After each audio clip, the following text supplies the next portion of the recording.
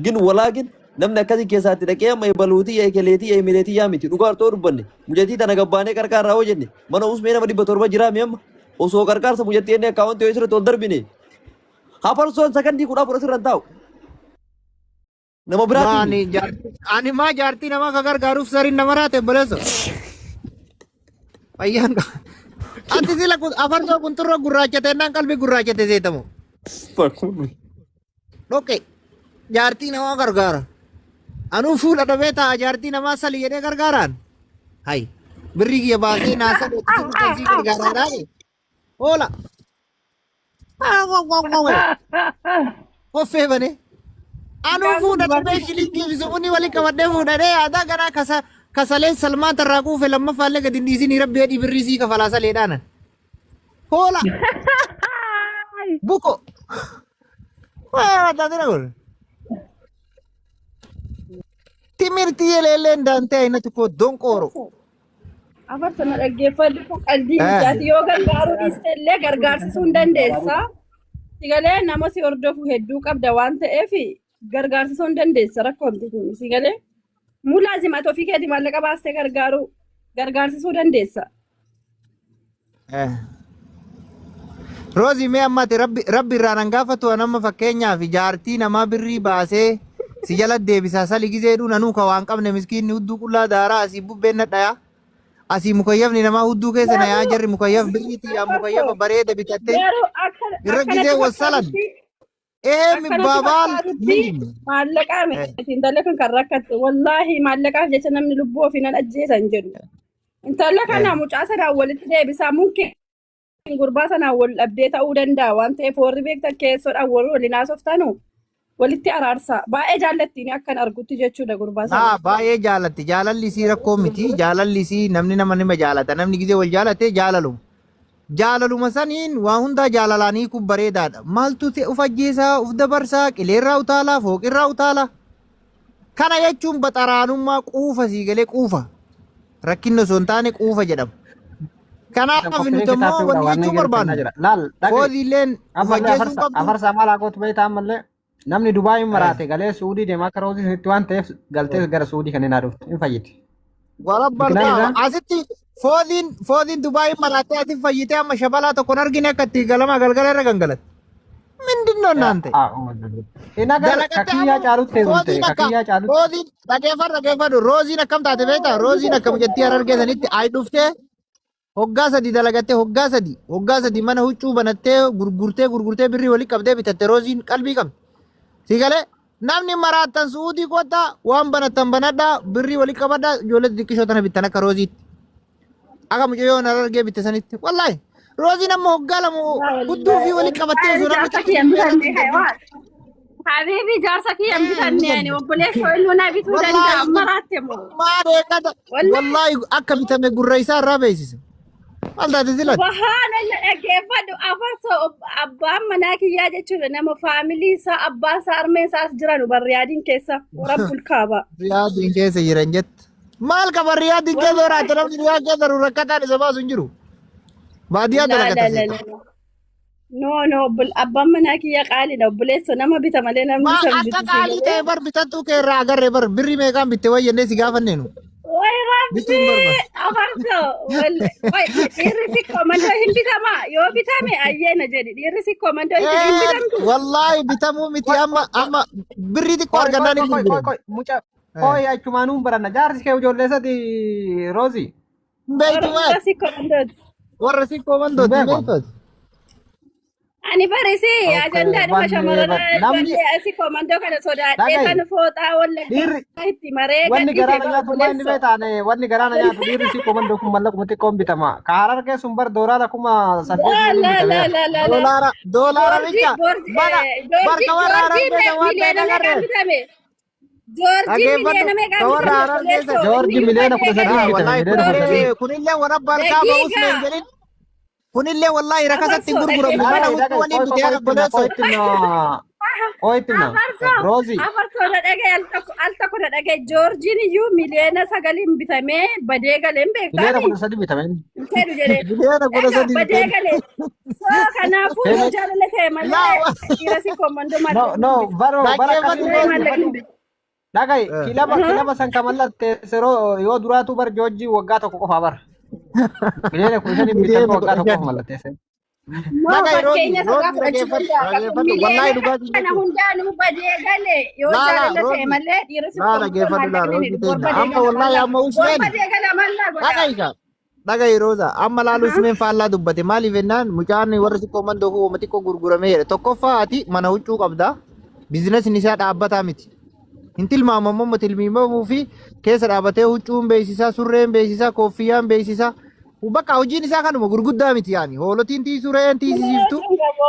Ani kan namaa dalaga kan mana huccuun qabu bara. Kiyyaa miti. Okay. Nu deebisi mucaa. Wallahi kiyyaa miti. Wallahi deebisi mucaa. Mucaa wal barannee fuudhuu qabna. Wallahi kiyyaa yaadda. Laa ilaa lakki warra wallaggaatiin warra si qabandoo miti rassaabe annataa gadi bu'aa. Dhaggeeffadhu usbe.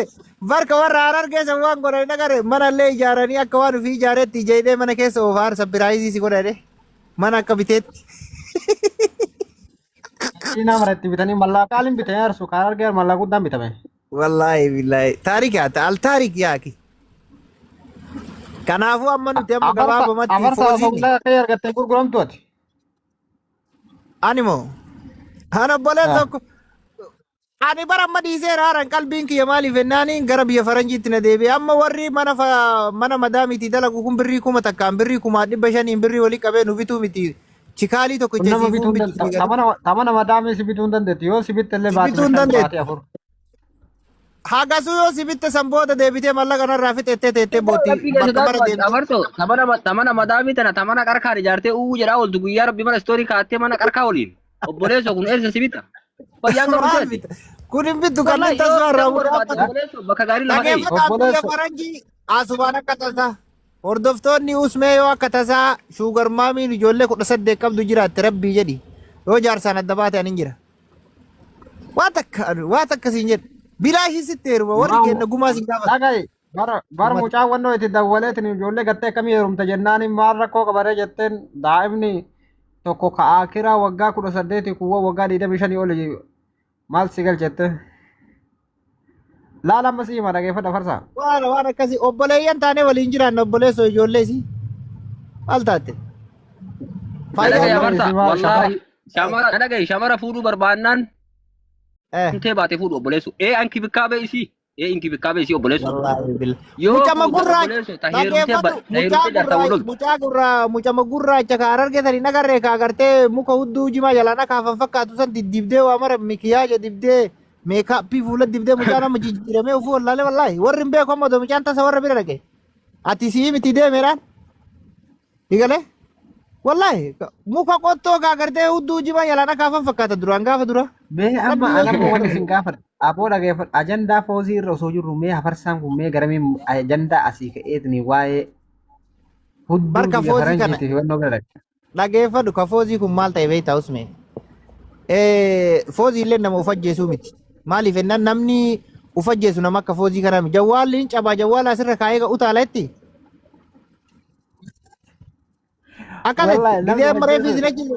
Namni hojjeesootu yoo taramaan beeytame asfaraarraa guddaan goote yaara. Asfaraarraadha malee jawwaalli hin cabaa. Jawwaala asirra kaa'ee deemaa hundi keessan asii quba qabaadhaa jetti. Nuti jawwaala hin achi teenne. Takka lammaffaa. Keessodhaan dubbisaa mucaa kana daraa. Lammaffaa isii dhugaadha wanni akkasii godhaa jiru ta'us jaalala mucaan jaalatti maaliif jennaan mucaan jaalatti roozii irraa fudhatu rooziin amma fakkeenyaan beekti namni qonna danda'u hedduu namni nima jaalata mucaan agartee haraashiidha onnee gabaabbata malee wajjaa gabaabbata malee dalagaa sanitti waan gara qonnaatti hin ciisu jedhan. Maayoo dhugaa dubbanni dhageeffadhu mucattii duraan ittoo eega nama galgala arsii arrabsitu erga gaafa inni seensisee jedheetii bara maqaa arsiin dhuytu barsii komanda itti Maqaa arsii walii galatti maa Oromoo guutu Oromoo biraallee kutaa biraallee argitu arsii itti fakkaata haram. Jimmaa yoo argite Harargee yoo argite arsiiseeti. Maal taate obboleessu? Garuu waa tokko sii mara geeffadhu. Mucattii yoo dhugaa dubbanne hedduu miidhamteerti. Keessa isii nama saayikoolojii barate. Isin saayikoolojiin baranne rakkoon keessan. Mucattiin nama hedduu miidhame. Laakiin garuu uf ajjeesan jettee nasfee ofii tanallee ofirraa sodaatteerti. Makinaan isii amma akka achi haala jira dhaabattee isii agarsiisanii maa inni beektaa? Tokkoffaa irratti bar indoomii godhatee waa nyaatee namni akkasitti uf ajjeesu deema farsaa yoo ilaaltu. Agartee nyaata wayitee rabni qabee achi harkisuu san. Nyaata nyaatee tokko irraa nyaatee. Namni aaree utaaluu deemu arabaan baabaa jedha akkuma duraaniitti. Maafi inzil baabaa ittiin. Ana maa inzil kalli imshii jechuu qabdi ture sii galee. Kana uf ajjeesuu hin deemtu. Tasa taatee ofitti hin gamtu sii galee maaliifuu rabbiin kee hiriyaa godhuufi gurbaa jaarsisiititti illee rabbi araarsu jaarsaa yoo lolte nuti siilleen saahibatee na gurbaa ammoo hin beeknuyyuu sii galee. Tokkoffaa namni kana hunda godhee gara laafoodha. Gara laafoon qabamuu qaba. Irra deebiftee ijoolleen baatee gara laafoo ispaaltii tolchuufi qabdi. Allaqe. Ani bara Fixeen. Rabbi isaa araara mucaan gaafa aspaaltii isaa tolche sun bara amrii ta'e argite waan ta'e. Bara eebbisaa turre gara laafoo baga gammannee eddeeni. Waa tokko simaa dhageeffatu. Laala mucattiin tun hedduu miidhamteerti. Tokkoffaa maal miidhamte mucattiin baatii meeqa isaa wal nagarre miirri itti jira jedhi fedhiin hin nyaattiin duwidi waan ta'e mucattiin sanuyyuu humnaa ol qaamni isillee gabbattuudha. Dubartii akkanaa kun miirri si ho'aadha. Kalammaffaa irratti maa inni mucattiin tuni jaarsa biyyaa saniin addaan baate masoo qabdi. Jaarsi biyyaa sun waan isin irra geettu eegatiin jira. Sii galee ilmoo qaba irraa. Mucaan sun hin cubbise. Mucaan sun cubbisee cubbuun isaa itti taphataa jirti. Mucaa miskiina gaafa biyyaa baatee hin jettu biyya namaa dhayitee gattee isa. Asitti kanatti heerumtee har'a ammoo maal jettee dhiifama gaafatti. Rabbi jedhi naa dhiisii cubbuu keessatti. Usme waa'ee isaas baay'ee akka miidhee akka dararee ilmoo kana dura himataa turte kana dura himataa turte argee jira. Afurtama songuutiin akka inni jibbee ari'ee waa hedduu. Usmee keenya amma dhugaa yoo dubbanne nuti gaafuma dachiin nagaa gaafa dachiin qulqulluu kontiraata yoo fixatte dafii galee chaanii turre nuti akka ijoollee baaleetti. Sii galee yoo kontiraata fixatte osoo dubbiin gara fagoo sirraa gali jennaan du'ee argama malee mucaan kun yoo dachii ta'ee narra deeme malee ani mucaa kana dagachuus hin danda'u dhiisuus hin danda'u walillee lollu lubbuu kiyya dheeraa akka aslii olii jettiin ni barabbo. Mucaa gas gabaabatu san kaagartee kubbaayyaa. Sigale isi akkas jechaa turte. No amma wanni guddaa wanni jiru maali? Rabbiin du'arraa isii haa oolchu rakkoo keessa jirtu keessa rabbi isii haa baasu. Kana ammoo ni goonaaf maaliif jennaan duuti namni ofii ufajjeesu jannata illeen argu. Hafur shurufkaa jannata illeen argu. Dhugaan sitti hima. Shurufkaa jannata illeen argu namni ofii ufajjeesu. Asitti illee siqaayiin du'a jala sanitti illee ibidda keessa taa'ee gubataa jechuudha. Lammaffaan ammoo micattiini rakkattus amma warri hin gargaarra jettan abbaan rabbi isinii laaffisee haadha teessanuu dagattanii obboleettii teessan dagattanii abbaa keessan dagattan sirritti mukayyafa bareedaa jalatti muka birrii nusi gargaaru tanaan mukayyafa bitadhu achitti wal kayyafaa jechuudha kun. Haazaa haraamuun kabiir jiddan haraamuun jedhi dhugaan sin jedha. Kanaaf birrii isii kaffalu sana rakkattuu biyya namaa keessatti rakkatte wayii shamara wayii ilaalanii gargaaru haadhaaf abbaa ofii gargaaru kun dhugaa jiru yaallee nagarno.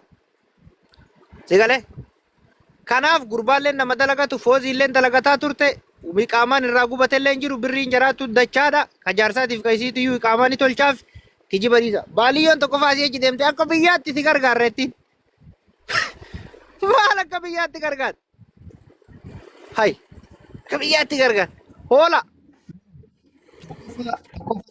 Nama waa'ee qarqaarsatti illee miti waa'ee qarqaarsa osoo hin tanitti qarqaarsa nama fayyaa qabu nama nagayaa wanta irraa qarqaartu hin jiru. Namni hunduu rakkina osoo himatee kan jiru taate shamarri mana madaam jiran kun isaanii mataa rakkoo qaban.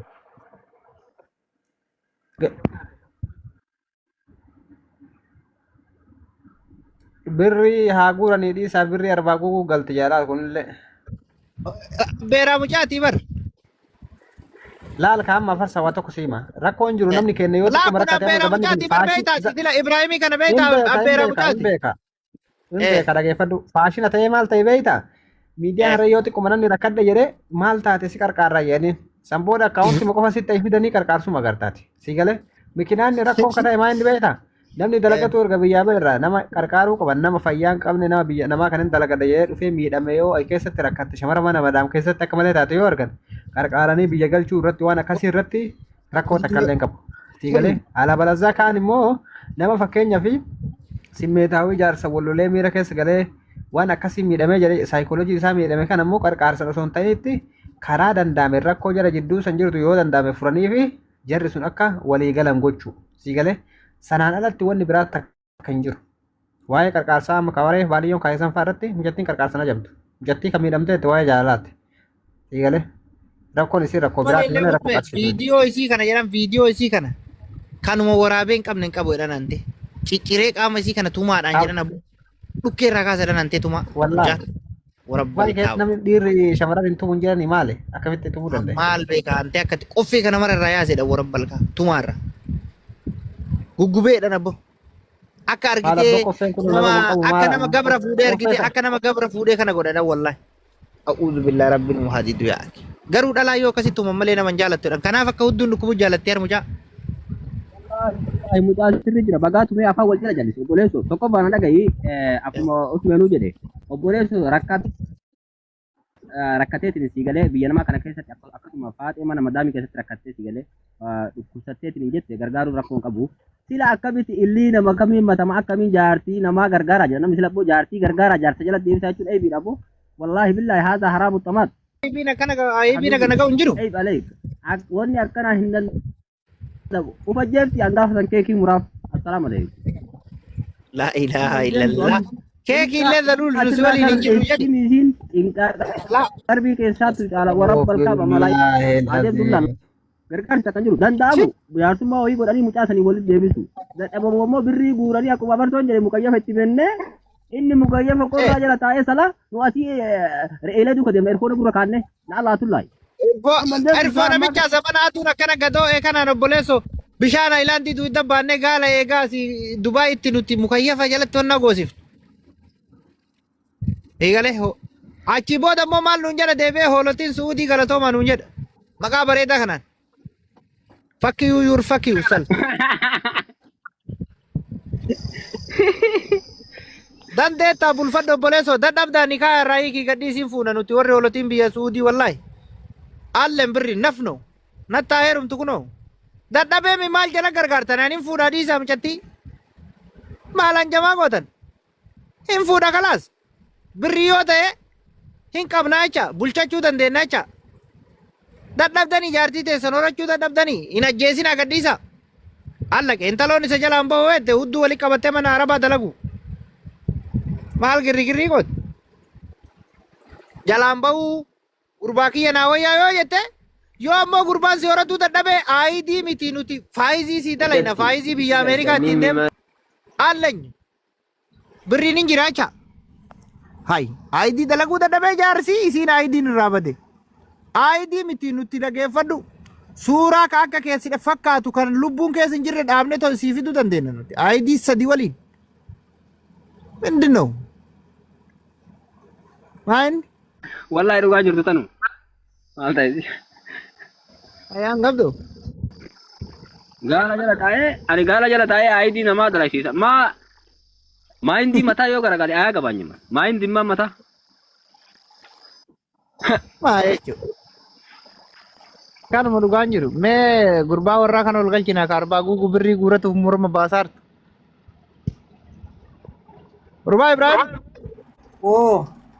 Abboo akka gaariitti horan dhalatee nama dubbii gootaati. Foosin naatee jettee biibii arsii arbaa guutuu nama olli taaka baale alatti lixattee dubbii goote kanaan dura dhiisi. Waa'ee afarsoo qalbii malettu waa'ee jaarsaaf jaartii keessaa ba'a rabbii jedhaate michaan nama miskiina keessa illee dubbise fooziyaa rakkoo isii himachuu diddaanuu yeroo itti gaafachaa ture. An fooziyaa irra jaalladha michaa sanirraa biyya tokkotti dhalannuu malee. walitti araarsi yoo dhugaa beekta ta'e. Mucaan barka ilmaan abbeerota ati bar isaan rooziin beektu ati bar ilmaan adeeranii ta'e isaan. Roozii akka kanas walitti araarsi. Anamma micaa waliin haasa'uu foozii wajjin irraa saafee ta'a dhugaa rabbiititti. Foozeen himachuu diddiiban rakkoo isii kana rakkoon kee gara micaati moo maali foozee yoo boosti akkana gootoo ati jetteen hin himtu bar himachuu diddi. Namni osoo rakkoo fi himate nama san rakkoon kee maali? Laalila Ibrahim rakkoon guddaan shamarran arsii gabbaatee waan himattu ka jedhan kana fixaarallee. Dhugaa rabbi dubbachuuf. Shamarran arsii waa gabbaateen himattu maaliidha ka jedhan kana. Kana dhiisaa sabanni duubatti hafaadha waan taatan gabbaa kiyyamoo. Amma sagaleen roozii bareedduu sanaa dhagahu aarsu garuu. Himachuu qabdi afarsaa himachuu qabdi amma gaariitti himachuu qabdi waan taate himachuu Tokko qabdi. faana maal jechuu barbaada beektaa? Dhageeffadha yoo muttee keessa sin dhaa muttee na dhaan jedhaa kottaa tiktookii irra himadha. Dhugaa rabbi muttee na dha'ee jaarsi kiyyaa. Waa hunda namni asirra himataadha sila qalbiin qabdaniitiin mataan isin dhuufe. Yoo jaarsi huddu duuba si dhiite huddu duuba na dhiite yoo jaarsi afaan akka malee si dhungatee kottu himadhu nuti fala itti goona jecha. Dhugaa rabbi yoo inni arraba kee keessa akka malee si xuuxe nuti fala itti goona sirriitti hin xuuxiniiti qomarra xuuxadhu jennaan. Hayi wanna takka sooshaal miidiyaa wanni fala goona hin jiru.